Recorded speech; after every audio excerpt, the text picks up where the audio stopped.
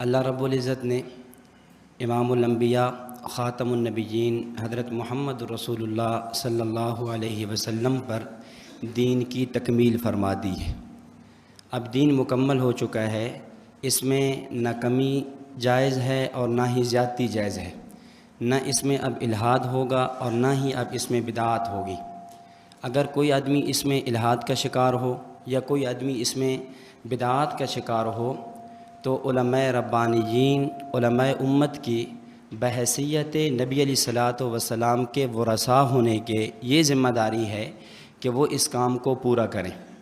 یا اس کو آپ ایک اور انداز میں سمجھیں کہ دین کی تکمیل کے بعد تقریباً 3 چیزیں ہمارے اوپر متوجہ ہیں، 3 کام ایسے ہیں جو ہماری ذمہ داری ہے خصوصاً علماء کرام کی۔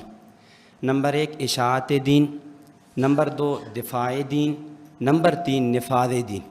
اشاعت دین یہ ہے کہ دین کو پھیلانا، اور دفاع دین یہ ہے کہ اس دین کے عقائد و نظریات پہ کوئی آدمی اعتراض کرے، کوئی اشکال کرے، کوئی شبہ پیش کرے، دلیل کی دنیا میں متانت اور سنجیدگی کے ساتھ اس کا جواب دینا، اور نفاذ دین، دین کا غالب کرنا۔ اور